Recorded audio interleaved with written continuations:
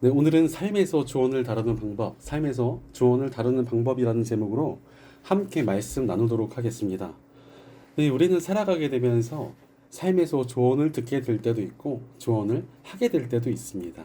그리고 이 조언을 통해서 누군가는 인생의 방향을 찾게 된다거나 정신을 똑바로 차리게 되기도 합니다. 대부분의 조언들이 잘 되라고 하는 이야기이기도 하고 인생의 경험이나 시행착오를 통해서 나온 말들이 많기 때문에 그렇습니다. 그런데 이 조언을 다루는 것이 참 쉽지 않을 때가 많습니다. 솔직히 내가 조언을 듣게 되는 상황이 왔을 때 그것이 그렇게 편하게 들리지 않습니다. 조언을 구하지도 않았는데 누가 와서 조언을 하면은 되게 잔소리처럼 느껴집니다. 게다가 내가 필요해서 조언을 요청했으면서도 그 조언이 내 마음에 안 든다거나 너무 반복이 되면 짜증이 나고 듣기 싫어질 때도 있습니다. 심지어 존경스러운 사람의 조언도 한두 번이 좋지 계속되면 견디기가 어렵습니다. 어떤 전도사님이 평소에 너무너무 존경하던 목사님의 교회에서 사역을 시작하게 되었습니다. 사역을 시작하기 전에는 너무나 행복해하면서 난 거기 가서 정말 많이 배우고 굉장히 나는 많이 성장하게 될 것이다 라면서 잠을 못 이루고 보는 사람들에게 다 자랑을 하고 다녔습니다. 그런데 그 전도사님이 고작 1년 만에 그만두게 되었습니다. 왜 그런가 했더니 존경하던 바로 그 목사님께서 수시로 조언을 하시는데 해도 너무너무 많이 하셔서 이 전도사님이 못 견디고 도망을 가버린 것입니다. 그런데 또 반대로 내가 조언을 하게 될 때는 어떻습니까? 희한하게 내가 들을 때는 꺼려지던 조언이 내가 할 때는 그렇게 재밌습니다. 이 메이저리그에서 코리안 특급이라는 별명을 가지고 아주 뛰어난 활약을 보였던 이 박찬호 선수가 말이 너무나 많고 조언하기를 너무나 좋아해가지고 투머치 토커라는 별명이 부른 적이 있습니다. 말을 너무나 많이 한다는 거예요. 그런데 정작 내가 조언자의 위치에 서게 되면은 희한하게도 사람들이 다들 그렇게 투머치 토커가 돼버립니다. 해도 또 조언할 것이 생깁니다. 그러다 문제는 우리가 조언을 싫어하듯이 듣는 사람의 입장에서는 그 조언이 진절머리가 날 수 있다는 것입니다. 게다가 또 조언이라는 것이 다 옳으냐 하면 그렇지도 않습니다. 기껏 열심히 조언을 해주었는데 결과가 안 좋으면 이 원망을 받게 될 때도 있습니다. 심지어 좋은 뜻으로 조언을 해준 사람에게 실패의 탓을 돌리기도 합니다. 또 어떤 사람들은 열심히 조언을 해줬는데 그대로 하지도 않아요. 다 자기 뜻대로 이상하게 판단해서 한 다음에 나중에는 그 조언한 사람을 원망하는 사람도 되게 많습니다. 그럼 이 조언이라는 것을 우리가 어찌 해야 할지 참으로 어렵습니다. 남들의 조언을 다 수용해야 하는가? 아니면 그냥 귀를 막고 살아야 하는가? 또 나는 누군가에게 조언을 해야 하나 말아야 하나 고민이 됩니다. 그러니 우리는 이 조언을 어찌 다뤄야 할지에 대한 확실한 기준을 가지고 있어야 됩니다. 그런 확실한 기준이 없으면 우리는 이 조언이라는 것 때문에 휘둘리게 됩니다. 아닌 것 같은데라고 고민하면서도 다른 사람의 조언에 휩쓸려가지고 영 잘못된 선택을 할 때도 있고 또 남들에게 조언을 남발하다가 잔소리꾼 꼰대라는 오명을 뒤집어 쓸 수도 있습니다. 사실 저도 조언에 대해서 좀 씁쓸한 경험을 한번 한 적이 있습니다. 대학 시절에 찬양단 활동을 되게 열심히 하다가 4학년이 돼가지고 이제는 좀 대학원 준비를 하느라 동아리를 가지 않게 되었습니다. 그러던 어느 날 후배들과 만남의 시간을 좀 가졌으면 한다라고 해가지고 초대를 받았습니다. 그래서 거기서 만난 한 후배와 좀 개인적으로 얘기를 하게 되는데 그 후배에게 막 찬양에 대해서 이런저런 조언을 굉장히 많이 했습니다. 알고 보니까 그 친구는 실용음악과를 준비하다가 갑자기 소명을 받아서 온 친구여가지고 저보다 월등하게 뛰어난 악기 실력과 음악 실력을 가지고 있다는 사실을 상당히 나중에 알게 되었습니다. 얼마나 쪽팔렸는지 모릅니다. 앞으로는 내가 남들에게 조언을 하지 말아야지라고 결심을 한번 한 적이 있습니다. 물론 그럼에도 여전히 제 안에는 남의 조언을 듣기 싫어하는 마음이 있고 남들에게는 조언을 남발하고 싶은 마음이 있습니다. 그 이후도 저는 또 조언을 한 적이 아마 적지 않을 것입니다. 근데 다들 이런 마음이 있지 않으십니까? 조언이라는 것을 다루는 게 참 쉽지 않습니다. 그렇다면 이렇게 조언이라는 것을 다루기가 힘든 이유가 무엇입니까? 그것은 인간에게 죄성이 있고 또 죄성 안에는 남들의 이야기를 듣기 싫어하는 교만함이 있기 때문입니다. 나에게도 남들에게도 교만한 마음이 있기 때문에 조언을 제대로 다루는 것이 참 어려운 것입니다. 오늘 말씀 4절부터 6절까지를 보면 하나님께서 우리를 지혜로 초청하시는 장면이 나옵니다. 이 잔치상까지 쫙 차려놓으시고 우리를 지혜로 불러주시는 그런 장면이 나오고 있습니다. 이렇게 잔치상까지 차려놓고 우리를 초청하시는 이유가 무엇입니까? 사실 잠언이라는 성경 자체가 하나님의 조언을 모아놓은 것이지 않습니까? 하나님께서는 우리로 하여금 어리석은 길을 떠나서 지혜롭게 살도록 우리를 계속 초청하십니다. 그런데 그 길에 복이 있다고 계속 말씀을 하셔가지고 또 어찌 보면 이 잠언이라는 성경 자체가 조금 기복적인 내용은 아닌가라는 생각이 들기까지도 합니다. 그러나 하나님께서 복을 약속하시면서까지 우리를 지혜로운 길로 초청하시는 이유가 있습니다. 그 이유는 바로 그만큼 우리 안에 조언을 싫어하는 교만함이 자리 잡고 있기 때문에 그렇습니다. 바로 우리 안에 있는 교만한 죄성은 남의 이야기를 듣는 것을 굉장히 싫어합니다. 그러다 보니 교만이라는 것을 제대로 해결하지 못한 채 조언이라는 것을 다루고자 한다면 계속 문제가 생길 수밖에 없다는 것입니다. 그러나 오늘 말씀은 이 조언을 어찌 다루어야 할지를 우리에게 제대로 가르쳐주고 계십니다. 그러므로 오늘 우리가 말씀을 통해 함께 살펴볼 때 내가 어떻게 조언을 들어야 할지 또 조언을 어떻게 해야 할지를 깨달을 수 있습니다. 바로 우리는 말씀의 지혜를 통하여 조언을 잘 다루어야 합니다. 그렇다면 우리가 구체적으로 조언을 어찌 다루어야 하겠습니까? 첫째로 다른 이들에게 조언을 아껴야 합니다. 우리가 다른 이들에게 하는 조언이 얼마나 효과가 있었습니까? 내가 조언을 했더니 갑자기 막 변화가 일어나고 삶의 방향을 찾게 하며 막 엄청난 역사를 일으킨 적이 있으십니까? 생각보다 내가 원하는 좋은 결과를 낳은 적이 별로 없었을 것입니다. 아무래도 저는 사역자다 보니까 남들에게 조언이나 권면할 때가 굉장히 많지 않았습니까? 그럼에도 불구하고 제 조언이나 권면 때문에 놀라운 역사가 일어났다? 별로 생각이 나는 일이 많지 않은 것 같습니다. 우리 기대보다 우리 조언은 좋은 열매를 낳지 못합니다. 애초에 성경은 우리에게 그럴 것이라고 미리 말씀해 주고 계십니다. 오늘 말씀 7절을 보니까 거만한 사람을 훈계하면 수치를 당할 수 있고 사악한 사람을 책망하면 비난을 받을 수 있다라고 말씀하고 계십니다. 다른 이들을 향한 조언이 비난과 수치로 돌아올 수 있다는 것입니다. 바로 남들을 향한 조언을 아끼고 조심하라는 의미 아니겠습니까? 그런데 현 시대의 일부 기독교인들이 가진 문제가 여기에 있습니다. 로마서나 히브리서에 서로 권면하라라는 말씀이 있다 보니까 조언하는 것을 마치 사명처럼 여기고 있습니다. 그래서 다른 사람들에게 조언과 권면을 아끼질 않습니다. 특히 그 중에서도 행동 수정을 너무나 많이 요구합니다. 심지어 교회 안에서는 물론이고 믿음이 없는 사람들에게까지 가가지고 이것은 죄니까 이런 행동을 하지 마라, 그 행동을 당장 수정해라, 이런 식의 조언을 굉장히 많이 합니다. 그러다 보니 너무나 율법적으로 보이는 행동 수정 요구에 교회 안에서 시험 드는 사람들도 생기고 세상의 사람들 입장에서는 아니 웬 참견이냐면서 황당해하는 것입니다. 이런 말씀 들으면 어떤 분들이 이렇게 이야기합니다. 아니 그럼 전도도 하지 말라는 거예요? 이렇게 묻습니다. 아니 사실 전도와 조언은 구분이 됩니다. 벼랑을 향해서 막 뛰어가고 있는 사람을 말리는 것은 조언이 아닙니다. 생명을 구하는 영역이니까 전도는 당연히 하는 것이 옳습니다. 그러나 여러분, 전도도 들려야 할 수 있는 건 아니겠습니까? 김기동 목사님이란 분이 만드신 고구마 전도법이라는 것이 있습니다. 이 고구마가 푹 익으면 젓가락에 들어가지 않습니까? 근데 안 익은 고구마에는 젓가락 찔러도 잘 안 들어갑니다. 마찬가지로 사람에게 복음을 전할 때도 그것이 그 사람 안에 쑥 들어갈 때까지 좀 기다려야 된다는 것입니다. 그러니 전도를 하려면 고구마를 익히듯이 복음을 받아들일 수 있도록 기다리고 준비하는 것이 필요하다라는 내용입니다. 그리고 무엇보다도 그때는 하나님께서 주시니 하나님께 철저히 맡기고 기다려야 된다, 이런 이야기입니다. 그런데 사람의 마음이 준비되기도 전에 막 들이닥쳐서 이것을 고쳐라, 저것을 고쳐라, 이 행동을 고쳐라 이러면서 행동 수정을 요구하며 잔소리하면 어찌 되겠습니까? 그 사람의 마음에 반감이 생기고 오히려 전도가 굉장히 어려워질 수도 있습니다. 제가 아는 한 청년 중에서 그 청년이 좀 믿음도 없어요. 그리고 술을 참 좋아하는 청년이었습니다. 근데 이 청년이 유학에 가서 친척집에 머무르게 된 적이 있습니다. 그런데 그 친척분이 너무너무나 독실한 분이셨습니다. 문제는 그 친구가 술을 마시는 것을 보고 이분이 쇼크를 받은 겁니다. 그래서 그 친구를 밖에 나가지도 못하게 2주 동안 집에다 가둬놓고 금식 기도를 시켰습니다. 믿음이 없던 이 청년이 갑자기 밥 던주니까 너무나 황당해하면서 굉장히 크게 반감을 가졌고 또 기독교에도 굉장히 좀 실망을 많이 하게 되었습니다. 이것은 좀 극단적인 예이지만 행동 수정의 조언은 대부분 좋은 결과를 낳기가 굉장히 어렵습니다. 오히려 강한 반감을 얻게 될 때가 많기 때문입니다. 그러니 구하지도 않은 조언들, 특히 행동수정식의 조언들을 주의하고 조심하며 조언을 잘 다뤄야 합니다.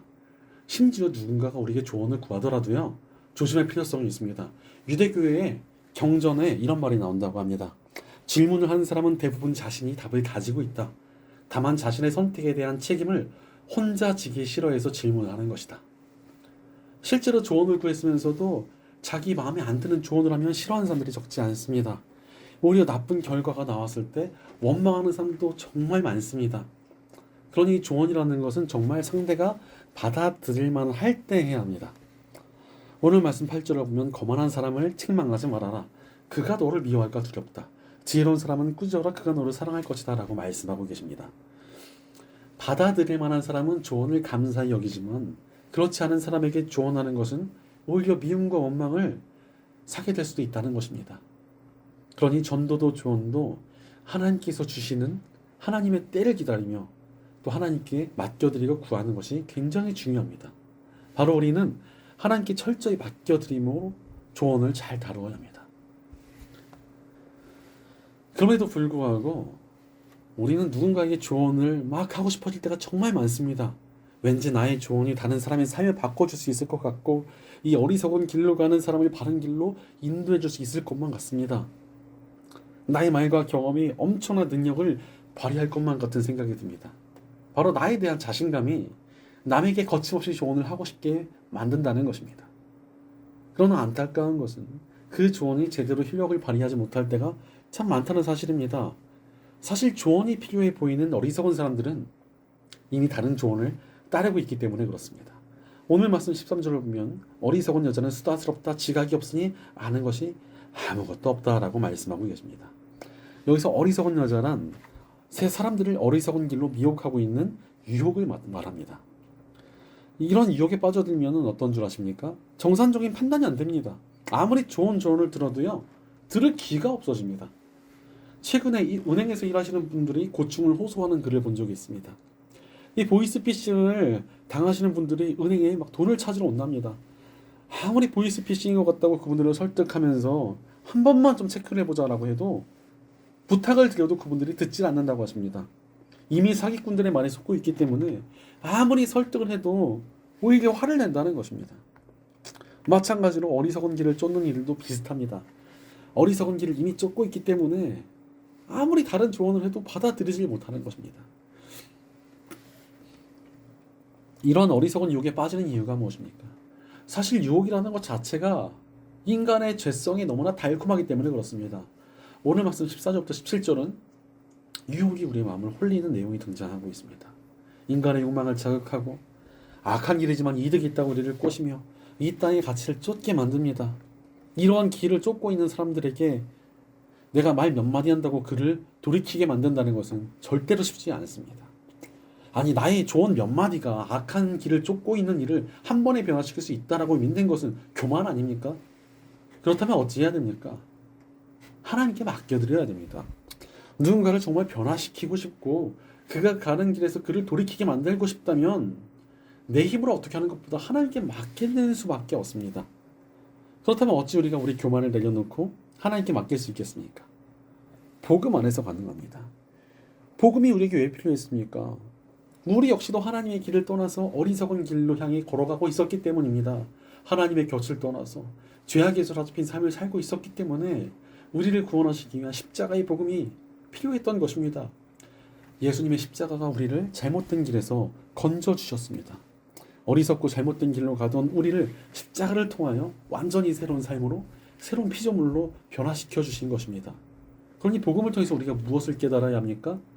하나님의 구원이 아니고서는 도저히 스스로를 구원할 수도 없고 어리석은 길에서 벗어날 수 없었던 우리가 감히 다른 이들을 바른 길로 이끌겠다며 조언을 남발한다는 것은 참 위험하고 조심스러운 일이라는 것입니다.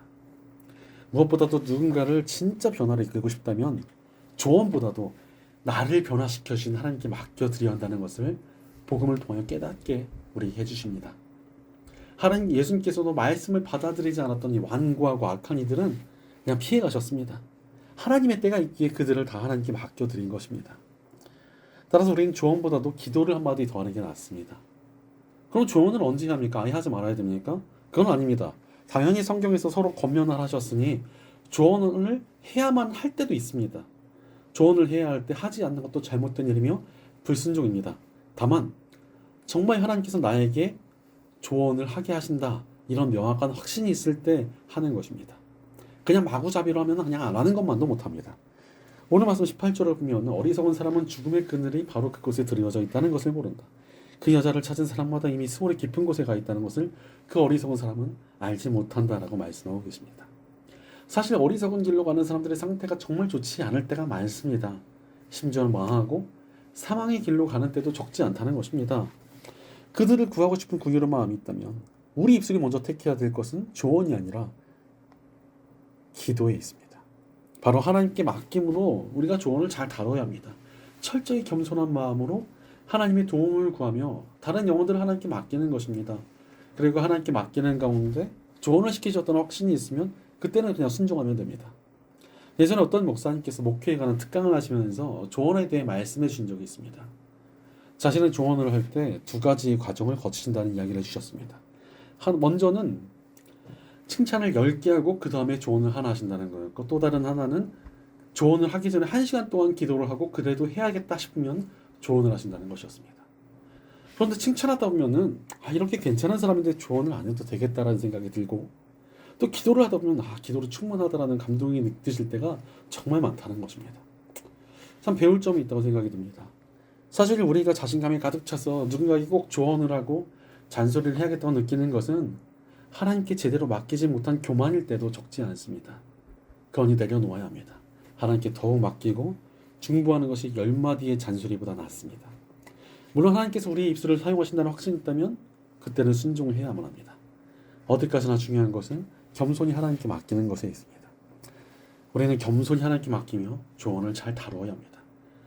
진정한 긍휼함을 가지고 하나님께 영혼들을 맡기며 때에 맞는 조언을, 조언보다는 기도를 통해 영혼들을 바른 길로 인도할 수 있는 저 여러분 되시기를 간절히 축원합니다.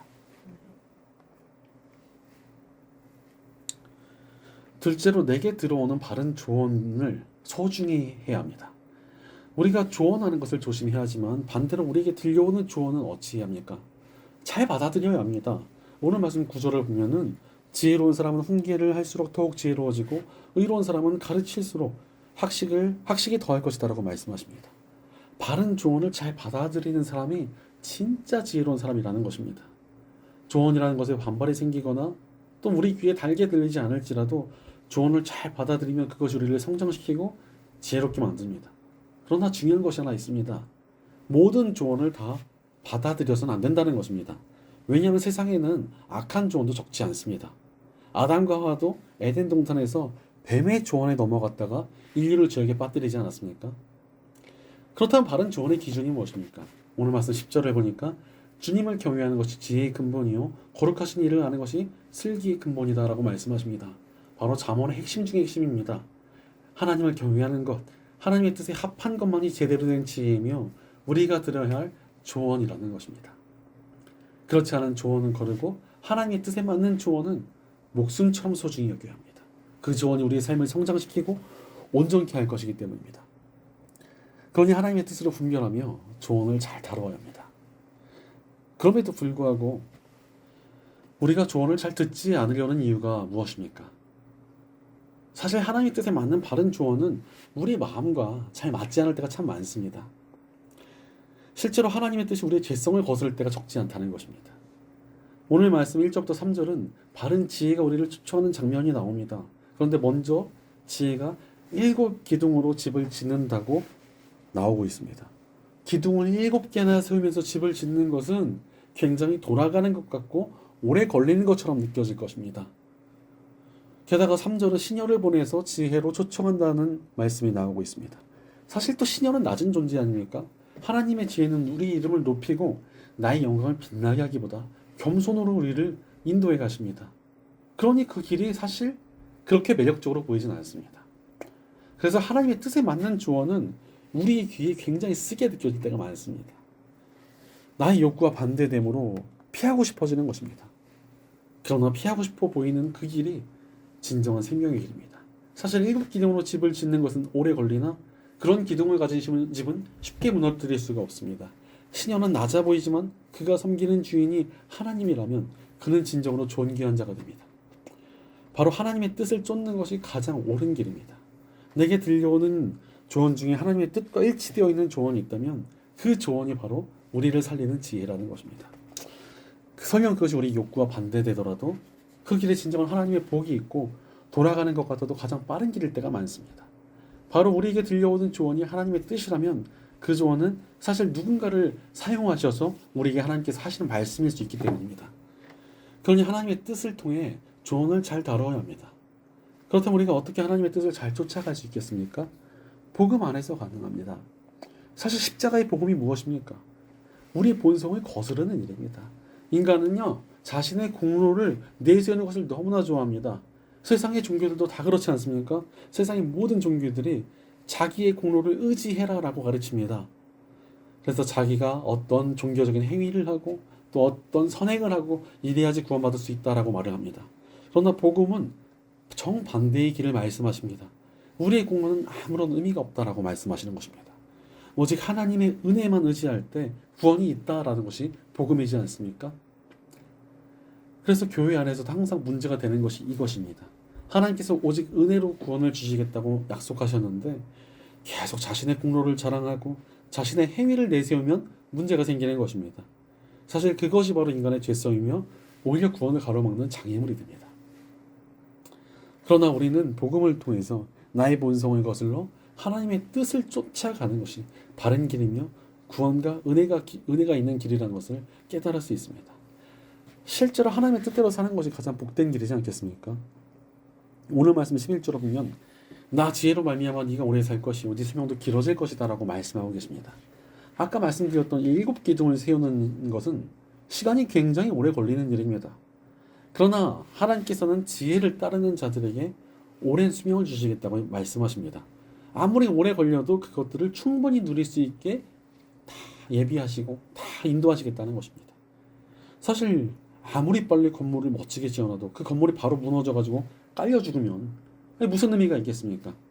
그러나 하나님의 뜻과 하나님의 조언을 따를 때만 우리가 정말 제대로 하나님의 은혜와 복을 누릴 수 있게 된다 하는 것입니다. 그래서 오늘 말씀 12절을 보면 네가 지혜로우면 그 지혜가 내게 유익하지만 네가 거만하면 그 거만이 너만 해롭게 만들 것이다 라고 말씀하십니다. 바로 하나님의 길을 겸손히 따르는 것에 유익이 있고 그것을 교만하게 거절하면 몹시 해롭다는 것입니다. 따라서 우리는 하나님의 뜻과 하나님의 조언이라면 겸손히 엎드려서 순종해야 합니다. 그것이 우리 삶을 가장 온전하고 복되게 만드는 길입니다. 영국의 두 위대한 사역자인 찰스 스펄전과 조지 뮬러에 대한 이야기가 하나 있습니다. 찰스 스펄전은 당시 굉장히 뛰어난 설교를 통해서 이름이 많이 알려진 부흥사였습니다. 그는 자신의 교회에서 담당하고 있던 고아들을 위해서 모금 활동을 시작하게 되었습니다. 그래서 이 교회에 저 교회에 전화해가지고 내가 가서 설교 한번 해주겠다라고 약속을 하며 무려 300파운드의 후원금을 모았습니다. 그래서 찰스 스펄전 너무나 기뻐하며 하나님께 감사 기도를 드렸습니다. 그런데 그때 너무나 강렬하게 하나님께서 그 돈을 다른 곳에서 고아들을 위한 사역을 하는 조지 뮬러에게 갖다 줘라라는 감동을 주셨습니다. 찰스 스펄전은 자기가 그 많은 교회들에게 약속하고 또 설교하러 다니면서 모금한 돈인데 그럴 수 없다면서 버텼습니다. 그래서 3번이나 똑같은 감동이 주어졌고 근데 그 모금한 돈을 다 들고서 조지 뮬러가 사역하던 고아원으로 찾아갔다고 합니다. 그래서 고아원에 딱 들어섰는데 저 멀리 조지 뮬러의 기도 소리가 들리기 시작했습니다. 하나님 300파운드의 돈이 고아들을 위해 긴급히 필요합니다 라고 기도하는 소리가 들린 것입니다. 찰스 스펄전은 텄다 이러면서 여기 기도응답 있어 이러고 후원금을 그냥 전달해주고 돌아왔습니다. 좀 씁쓸한 마음으로 스펄전이 자신의 사무실로 돌아왔습니다. 그런데 책상에 편지가 하나 와 있는 것입니다. 그 편지를 열어보니까 당신의 사역을 후원하고 싶습니다 라고 하면서 무려 300파운드가 넘는 헌금이 들어있었습니다. 그것을 본 스펄전은 주님 이제 300파운드에 이자까지 쳐주셨군요 라면서 감격했다는 것입니다. 바로 하나님의 조언을 겸손히 듣고 하나님의 뜻에 순종하잖아요. 언제나 하나님께서 가장 선하신 계획과 예비하심을 만나게 해주십니다. 우리 삶도 마찬가지입니다. 하나님의 뜻이 우리에게 들려왔다면 나의 욕구와 생각과 다르더라도 겸손히 받아들이고 순종하십시오. 하나님의 일하심과 하나님의 역사를 만나게 될 것입니다. 그러니 겸손과 순종을 통해 조언을 잘 다루어야 합니다. 내게 들려오는 하나님의 뜻에 겸손과 순종으로 반응하여 온전히 하나님의 계획과 예비하심을 만나 하나님의 충만한 은혜와 복을 경험하는 저와 여러분 되시기를 간절히 축원합니다. 사랑하는 여러분, 우리 삶에서 조언을 어떻게 다루고 계십니까? 내게 들려오는 조언에는 귀를 막고 다른 이들을 향한 조언에는 신나서 막 거침없이 말을 내뱉고 있지는 않았습니까? 아니면 아무 조언이나 생각 없이 쫓으며 휘둘리지는 않았습니까? 그러나 우리에게 필요한 것은 늘 하나님 앞에서의 겸손함입니다. 우리는 죄성을 지닌 인간이며 불완전한 피조물이기 때문에 그렇습니다. 그러니 우리는 감히 스스로를 주장하는 교만을 거절하며 겸손해야 합니다. 바로 겸손한 마음으로 남들에게 조언을 하는 것을 조심해야 합니다. 우리에게 다른 이들을 진정으로 바꿀 수 없다는 그 사실을 늘 기억하시길 바랍니다. 오직 사람을 제대로 변화시키는 능력은 하나님께만 있습니다. 그리고 그 겸손함으로 다른 이들의 조언은 마음을 잘 열고 받아들이는 것이 필요합니다. 거기서 멈추지 말고 하나님의 뜻으로 분별하여 하나님의 뜻을 겸손히 쫓아야 합니다. 바로 하나님의 뜻을 겸손히 받아들이고 또 그것에 순종해 나갈 때 우리 삶이 하나님의 손으로 온전히 세워지게 될 수 있습니다. 남아프리카의 성자라 불리는 앤드류 머레이는 이런 말을 남겼습니다.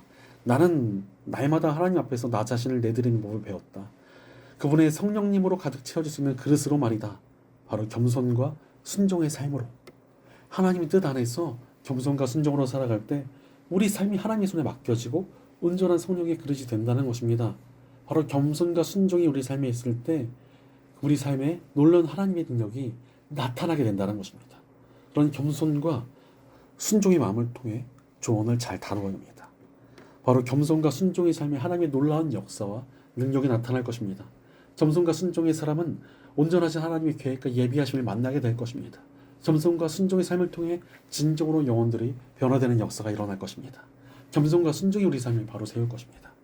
그러니 늘 겸손의 마음으로 다른 이들에게 조언보다는 기도를, 나의 삶에서는 겸손한 순종으로 나아가 하나님의 뜻 안에 바로 서서 하나님의 충만한 은혜와 능력의 통로가 되는 저와 여러분 되시기를 주님의 이름으로 간절히 축원합니다. 기도하겠습니다. 언제나 우리를 바른 길로 초대해 주시는 하나님 감사합니다. 우리가 헛되고 교만한 마음으로 하나님의 조언을 거절하며 다른 이들에게는 잔소리를 해대진 않았는지 우리 삶을 돌이켜봅니다. 그러나 이제 전능하신 하나님 앞에 겸손히 서기 원합니다. 누군가를 변화시키는 것이 오직 하나님께만 있음을 고백합니다. 우리 입술이 아닌 하나님의 능력에 의지하오니 주님의 능력을 나타내 주시옵소서. 언제나 하나님의 뜻을 분별하며 하나님의 뜻에만 온전히 순종해 나가기 원합니다. 우리 삶을 하나님의 뜻대로 세워주시고 온전히 하나님의 뜻을 쫓으며 살게 하옵소서. 우리 공동체 안에도 겸손과 순종으로 더욱 하나님께서 기뻐하시는 서로가 되도록 기도하며 함께 하나님의 뜻을 향해 나아가는 선한 역사가 넘쳐나게 도와주시옵소서. 늘 우리 가운데 함께 하시며 가장 좋은 길로 인도해 주시는 우리 주 예수님의 이름으로 기도드립니다. 아멘.